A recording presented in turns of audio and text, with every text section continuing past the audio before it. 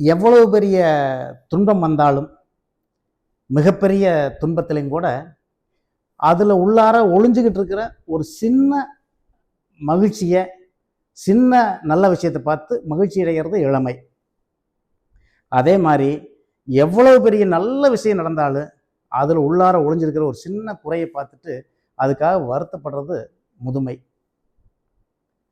உதாரணமாக 10 கோடி ரூபாய் லாட்டரியில் விழுந்திருக்குன்னு சொன்னோம்னா, அதில் இருக்கிற 3.5 கோடி ரூபாயை டேக்ஸுக்காக எடுத்துருவாங்களே அப்படின்னு வருத்தப்படுறது முதுமை. வட்டி எவ்வளவா இருந்தாலும் பரவாயில்ல, வட்டிக்கு கடன் வாங்கி அதன் மூலமாக வேற வழியில், நேரு வழியிலும் சரி குறுக்கு வழியிலும் சரி சம்பாரித்து பெரிய பணக்காரராக ஆயிடலாம்னு நினைக்கிறது ஒரு குரூப்பு.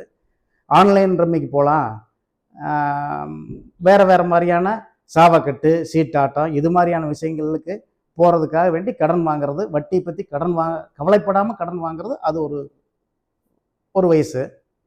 அதே சமயத்தில் எவ்வளவு குறைவான வட்டியாக இருந்தாலும் பரவாயில்ல, நம்ம வட்டிக்கு கடனே வாங்கக்கூடாது, சேமித்து அதை பண்ணிக்கலாம், கடன் வாங்குறதுங்கிறது மிகப்பெரிய தப்பு அப்படின்னு நினைக்கிறது ஒரு குறிப்பிட்ட வயசு. அந்த குறிப்பிட்ட வயசு தாண்டும் போது கடன் வாங்க வேண்டாம்னு நினச்சா நம்ம சேமிக்கணும், சேமித்து தான் நம்ம பெரிய ஆளாக வரணும். அப்போ சேமிக்கலாம் அப்படின்னு நினைக்கும் போது நம்மளுக்கு என்ன ஆப்ஷன் இருக்குது முன்னாடி அப்படின்னு பார்த்தோம்னா, நம்மகிட்ட முதலில் இருக்கிறது லைஃப் இன்சூரன்ஸ், ஆயுள் காப்பீடு. அவங்க தான் வீடு தேடி வருவாங்க, புதிய ஸ்கீம் நிறைய சொல்லுவாங்க, இத்தனை வருஷத்துக்கு பின்னாடி இவ்வளோ பெரிய தொகை கிடைக்குன்னு சொல்லுவாங்க. அது உண்மையும் கூட, பணத்துக்கு மிகுந்த பாதுகாப்பு. ஆனால் நம்முடைய பணத்துக்கு பாதுகாப்பு இருக்குதே தவிர, அவங்ககிட்ட வாங்கி வைக்கிறோம் இல்லையா அந்த பாண்டு ரசீது, அதுக்கு தான் பாதுகாப்பு இல்லை. ஏராளமான பேர் அந்த பாண்டை எங்கே வச்ச, ரசீது எங்கே விட்டோம்னு தெரியாமல் அந்த பணத்தை கிளைம் பண்ணி வாங்க முடியாமல் பெரும் தொகை இன்சூரன்ஸ் கம்பெனியில் ஹோல்டிங்கில் இருக்கிறதா நம்ம பார்த்துருக்குறோம். அது கூட பரவாயில்ல, காலம் மாறிடுச்சு, இப்போ எல்லாம் டூப்ளிகேட் இஷ்யூ பண்ணி வாங்கிடலாம்னு சொன்னாலும் கூட அந்த பணம் நமக்கு எப்போ பயன்படும்னா, நாமளே இந்த உலகத்துக்கு பயன்படாத போகிற ஒரு காலகட்டத்தில் அந்த பணம் நமக்கு பயன்படும். ஒன்றும் நம்ம உயிரோடு இருக்க போகிறதில்ல, இருந்தாலும் நம்ம தளர்ந்து போன வயசில் கிடைக்கும். அப்போ அந்த ஆயுள் காப்பீட்டு மூலமாக சேமிக்கிறத யோசனை பண்ணிவிட்டு அடுத்ததுக்கு போகலாம்னு நினச்சோம்னா, அதுக்கு பின்னாடி நம்மகிட்ட இருக்கிறது வங்கி, போஸ்ட் ஆஃபீஸ், பேங்க்கு, போஸ்ட் ஆஃபீஸ், இதுதான் இருக்குது. இங்கே சேமிக்கும்போது நம்மளுடைய பணத்தை நாமளே இழக்கிற மாதிரி ஒரு சூழ்நிலை இருக்குது. உதாரணத்துக்கு இன்ஃப்ளேஷன் சொல்லுவோம். இப்போ நம்ம வீட்டில் ஒரு 10 ரூபா பணம் வச்சுருந்தோம்னா அந்த பணத்துக்கு அடுத்த வருஷத்தில் 8 ரூபா தான் மதிப்பு இருக்குது.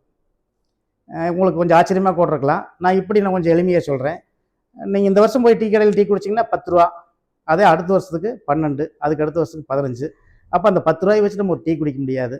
அதே மாதிரி பெட்ரோல் பம்பில் போய் ஒரு 100 ரூபாய் கொடுத்து பெட்ரோல் போடுன்னு சொன்னால் இந்த வருஷத்துக்கு 1 லிட்டரு, அடுத்த வருஷத்துக்கு 900, அதுக்கு அடுத்த வருஷத்துக்கு 850 மில்லி.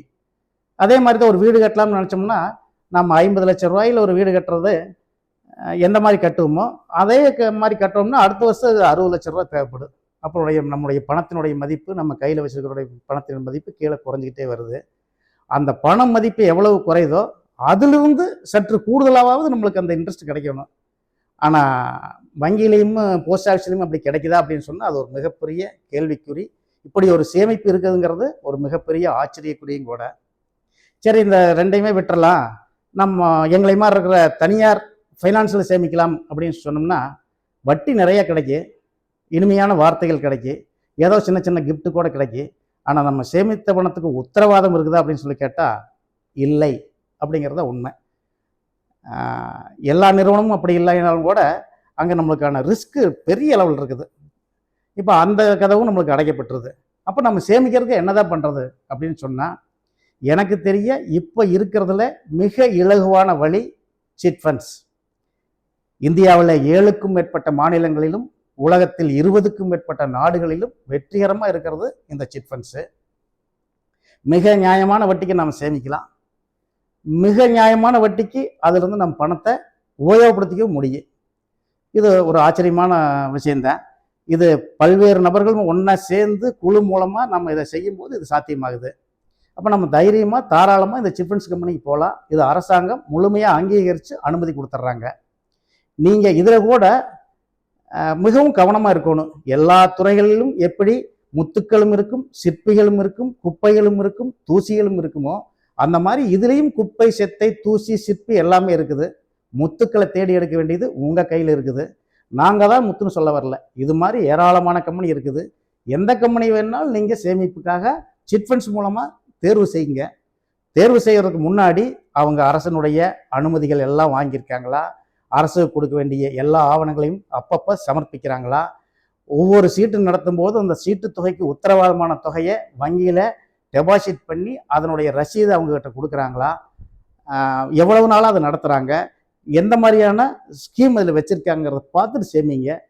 சேமிப்பதற்கு எனக்கு தெரிய உத்தரவாதமான வழி, நியாயமான வட்டி, அவசர தேவைக்கு பயன்படுத்திக்கிறது சிட் ஃபண்ட்ஸ் தான்.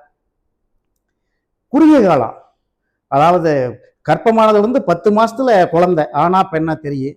அதே மாதிரி நீங்கள் சீட்டு கையெழுத்து போட்டது 20 மாதம் அந்த அமௌண்ட்டு நம்மளுக்கு கிடைக்க போகுது. எவ்வளவு வட்டி கிடைச்சிது, இந்த கம்பெனி சரியாக நடந்துக்கிட்டாங்களா இல்லையா, எங்கேயாவது நம்மளை ஏமாற்றிருக்காங்களாங்கிறத மிக துல்லியமாக நீங்கள் பார்த்துடலாம். ஓகே.